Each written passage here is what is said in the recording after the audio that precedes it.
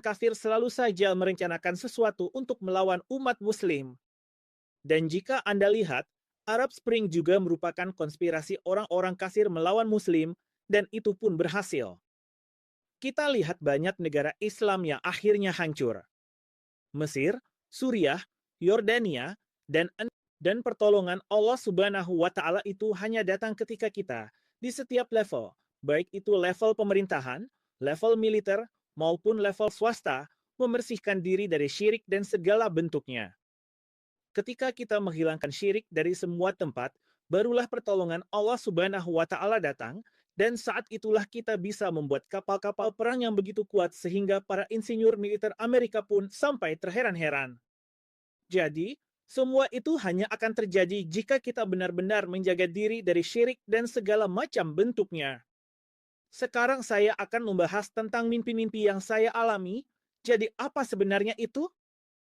Artinya, ada beberapa orang yang berkata bahwa mimpi-mimpi ini sebenarnya saya buat-buat sendiri. Dan ada juga yang mengatakan bahwa ini adalah hasil dari Ruby Yahudi yang telah menerbitkan orang seperti saya. Jadi, saya ingin sedikit membahas tentang hal itu juga.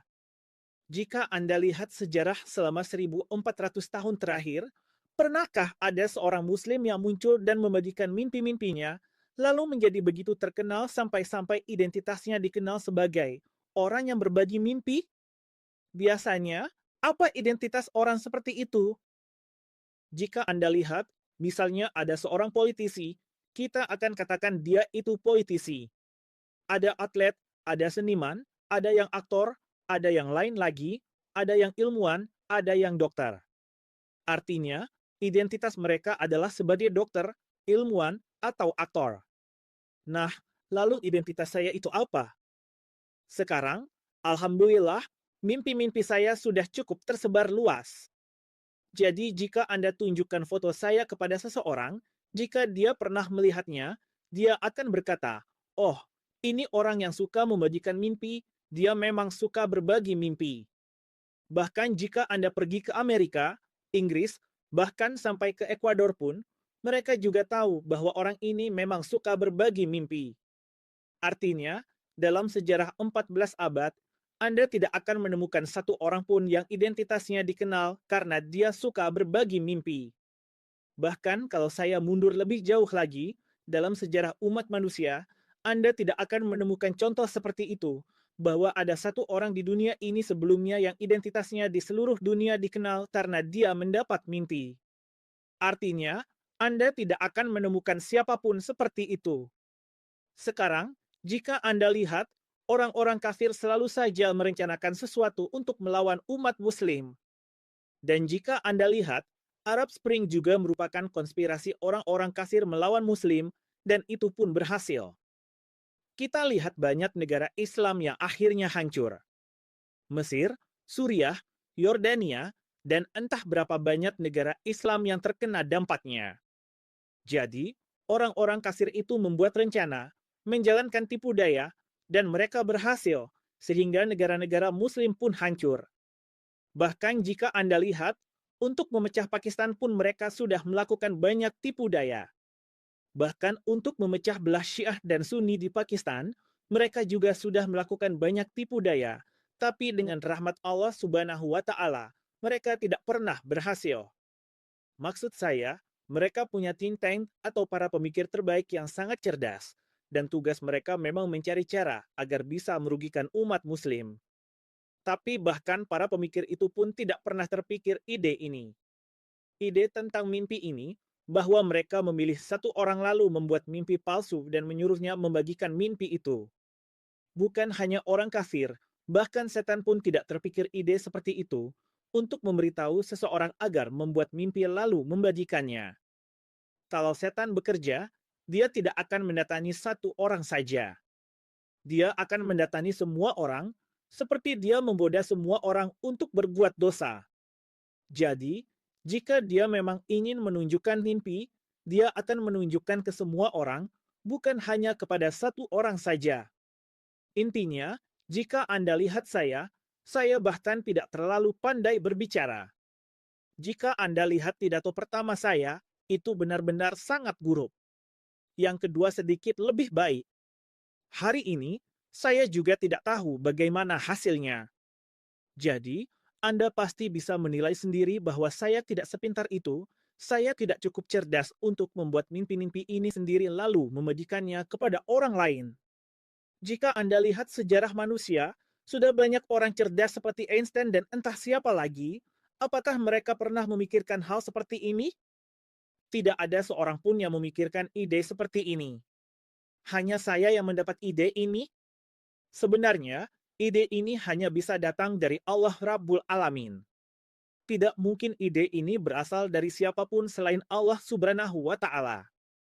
Karena setiap kali ada sesuatu yang benar-benar unik terjadi, itu pasti dari Allah Rabbul Alamin. Tidak ada yang lain yang bisa melakukannya. Jadi, mimpi-mimpi ini juga berasal dari Allah Subhanahu wa Ta'ala. Dan nanti saya akan ceritakan kepada Anda apa saja yang Allah Subhanahu wa Ta'ala dan Nabi Muhammad Shallallahu Alaihi Wasallam ajarkan kepada saya melalui mimpi-mimpi ini. Sekarang, ada orang yang berkata bahwa saya diterbitkan oleh orang Yahudi. Saya ingin katakan, orang Yahudi tidak sebodoh itu untuk merekrut orang seperti saya, yang bahkan tidak bisa berbicara dengan baik, yang tidak punya kecerdasan luar biasa, yang tidak punya ilmu agama maupun dunia. Jika orang kafir ingin merekrut seseorang, mereka pasti memilih orang yang sangat cerdas, yang punya ilmu agama dan dunia, supaya dia bisa membalas argumen lawan. Mereka tidak akan merekrut orang seperti saya. Jika Anda lihat, Awais Nasir juga mengunggah video wawancara lama saya, di mana saya benar-benar tidak bisa berbicara. Kadang saya juga agak kesal, kenapa dia tidak mengedit videonya. Entah kenapa begitu. Jadi, Anda bisa bayangkan sendiri, apakah orang kafir akan merekrut orang seperti saya untuk menjalankan rencana mereka? Jika mereka merekrut saya, rencana mereka pasti gagal 100%. Bahkan saya sendiri yang akan membongkar rencana itu, dan mereka juga akan terbongkar. Jadi, jangan khawatir, orang kafir tidak akan pernah merekrut orang seperti saya, dan memang tidak akan pernah. Hanya Allah Rabbul Alamin yang bisa melakukan hal seperti ini, karena Allah Maha Kuasa atas segala sesuatu. Allah Subhanahu wa Ta'ala tahu, jika Dia sudah menunjukkan mimpi-mimpi itu kepada saya, Dia juga pasti akan mengajarkan saya untuk berbicara, dan akan membuat saya melakukan tugas-tugas lainnya, karena Allah Maha Kuasa atas segala sesuatu. Allah Subhanahu wa Ta'ala hanya perlu berkata, kun fayakun, maka jadilah, dan pasti akan terjadi. Tidak mungkin Allah Subhanahu wa Ta'ala berkata, jadilah, lalu tidak terjadi. Sekarang, jika Anda lihat, Allah Subhanahu wa Ta'ala memang sedang membuat saya sedikit demi sedikit menjadi lebih baik. Pidato pertama saya memang tidak bagus, yang kedua sedikit lebih baik, dan sekarang Anda yang akan menilai bagaimana pidato ketiga saya. Jika ini lebih baik dari sebelumnya, berarti Allah Subhanahu wa Ta'ala sedang mengajari saya. Hanya Allah Subhanahu wa Ta'ala yang bisa membuat rencana seperti ini. Dan Allah Subhanahu wa Ta'ala sudah berkata kepada saya bertahun-tahun yang lalu, Kasim, aku akan membuat rencana untukmu.